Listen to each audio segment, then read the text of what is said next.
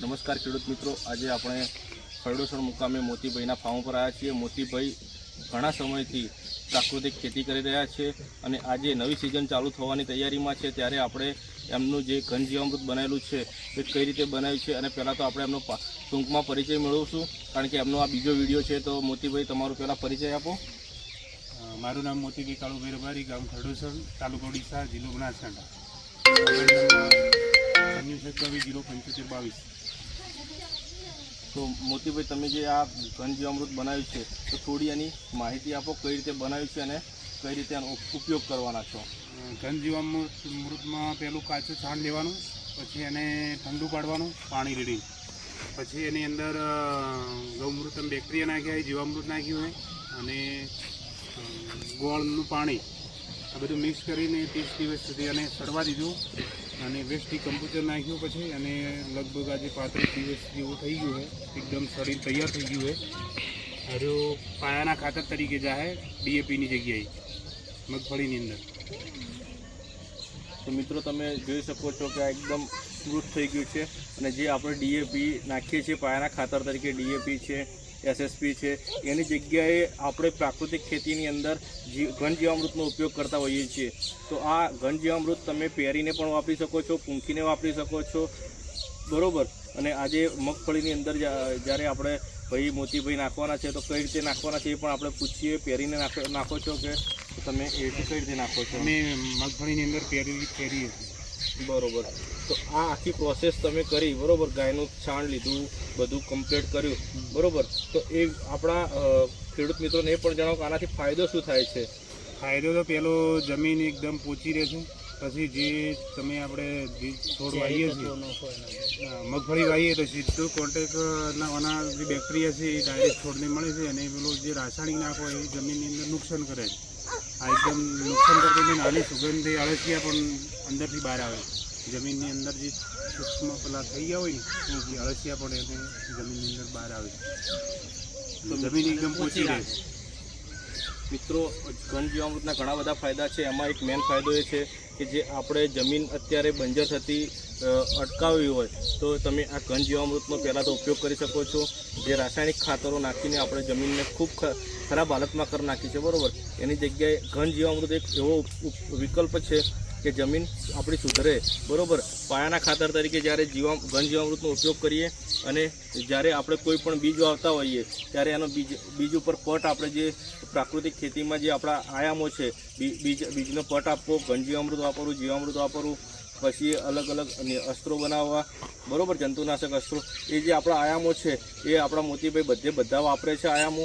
તેમજ આજે આપણે ઘન જીવામૃત જોઈ રહ્યા છીએ, એકદમ કેમેરામેનને કહીશ કે બતાવે, એકદમ સ્મૃત છે, બરાબર, અને ચાળી અને કમ્પ્લીટ ભૂકો કરી નાખ્યો છે, અને આ હવે ટૂંક સમયમાં એ વાપરવાના પણ છે, અને જે એકદમ માખણ જેવું છે, જો સુગંધદાર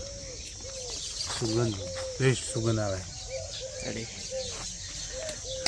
અને આપણી વચ્ચે આપણા ફાર્મર ફ્રેન્ડ અને જે કહેવાય કે ખરડોસણમાં પ્રાકૃતિક ખેતીની મુહિમ ચલાવી રહ્યા હોય અને ડીસા તાલુકાની અંદર પણ સારું નામ ધરાવતા હોય એવા વિમલભાઈ દેસાઈ પણ આપણી સાથે ઉપસ્થિત છે। તો એમને પણ કહીશ કે પ્રાકૃતિક ખેતીમાં તમે કેટલા લોકોને જોડ્યા છે અને કઈ રીતે સ્ટાર્ટ કર્યું એ પણ થોડી વિગતે જણાવો। નમસ્કાર, મારું નામ વિમલભાઈ ચેહરાભાઈ દેસાઈ, ગામ ખરડોસણ, તાલુકો ડીસા, જિલ્લો બનાસકાંઠા। હું એક મહેશભાઈ થ્રુ ફાર્મર ફ્રેન્ડ તરીકે જોડાયેલો છું, અને તેમની માહિતી મુજબ ગામમાં 10 વ્યક્તિને આ કામ દ્વારા અમે તૈયાર કરેલા છે, પ્રાકૃતિક ખેતી તરફ આવેલા છે, અને હજી મારો ટાર્ગેટ છે કેમ કે 100 માણસને પ્રાકૃતિક ખેતી કરતાં તૈયાર કરવાના છે। મારી પૂરેપૂરી સફળતા મળે એ માટે મારી મહેનત ચાલુ છે, અને વારંવાર મહેશભાઈ અમારી જોડે મુલાકાતે આવે છે। નમસ્કાર સર। આ પ્રસંગે વિમલભાઈ પણ આપણી વચ્ચે ઉપસ્થિત હતા અને વિમલભાઈએ ખૂબ સારી માહિતી આપી। વિમલભાઈએ સંકલ્પ લીધો છે કે મારા ગામમાં એક હરિયાળું ગામ તરીકે અને પ્રાકૃતિક ગામ તૈયાર કરવું, બરાબર।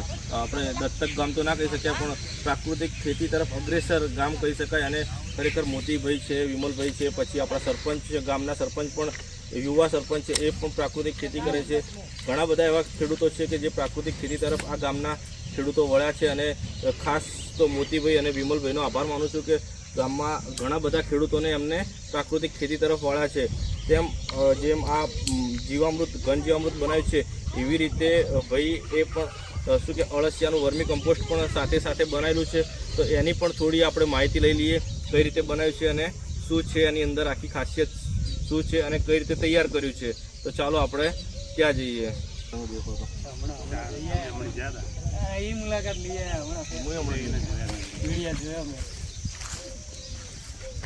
આ વર્મી કમ્પોસ્ટ છે ખાતર.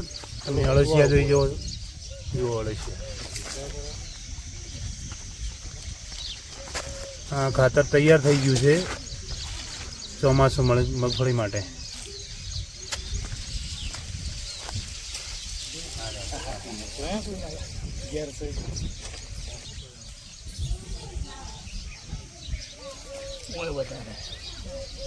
તૈયાર થઈ ગયું, નીચેથી ચડી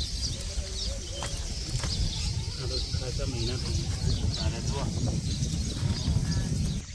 તો આપણે જોઈ શકીએ છીએ કે અળસિયા પણ વર્મી બેડની અંદર તૈયાર કર્યા છે.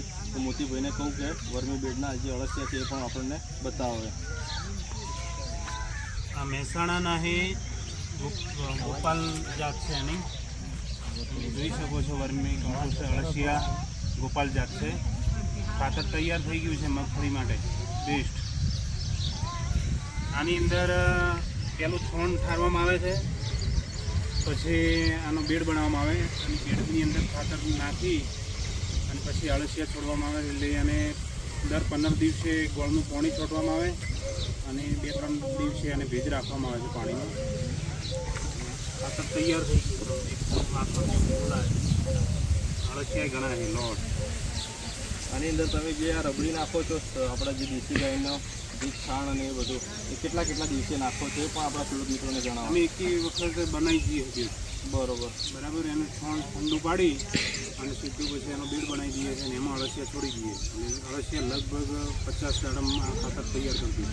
બરોબર. રોજે રોજ તમે નાખતા નહીં? ના, રોજે રોજ નહીં. બરોબર. 2-3 દિવસનું ભેળો કરીને એને ઠંડુ પાડી 2-3 દિવસે પાણી છોટે એટલે એને ભેજ મળ્યો રહે. બરોબર. અને 15 દિવસે ગોળનું પાણી છોડીએ એટલે મલ્ટીપ્લાય વધારે થાય. તો ખેડૂત મિત્રો તમે જોઈ શકો છો કે આજે આપણે મોતીભાઈ અને વિમલભાઈના જે યથાર્થ પ્રયત્નો જે ચાલુ છે પ્રાકૃતિક ખેતીમાં, તો અળસિયાનું પણ વર્મી બેડ આપણે જે તૈયાર કર્યો છે અને ઘન જીવામૃત પણ બનાવ્યું છે. બરાબર. તો એ બે વસ્તુ આપણે જે ખેતરમાં જાય તો એકદમ જમીન આપણી એકદમ પોચી બનશે અને એકદમ સારી બનશે. અને ઉત્પાદન પણ આ વખતે મગફળીનું પણ એકદમ સારું એમનું ઉત્પાદન થયેલું છે. ગઈ સાલ પણ એમની જે બોરી હતી એ લગભગ એક બોરીની અંદર 42 કિલો જેવી મગફળી પણ 48 કિલો જેવી મગફળી પણ આવી હતી, જે આ આપણા જે વિસ્તારની અંદર અશક્ય વસ્તુ છે જે એમને શક્ય કરી બતાવ્યું છે. તો ખરેખર આ પ્રસંગે બંને મિત્રોનો ખૂબ ખૂબ આભાર માનું છું અને ખૂબ ધન્યવાદ પણ કહું છું કે આવા નવા પ્રયત્નો કરતા રહો અને બીજા મિત્રોને પણ આવી સાચી અને સલાહ આપતા રહો. અને બીજું વધારે ના કહેતા બંને મિત્રોનો આભાર. ભારત માતા કી જય. જય જવાન, જય કિસાન.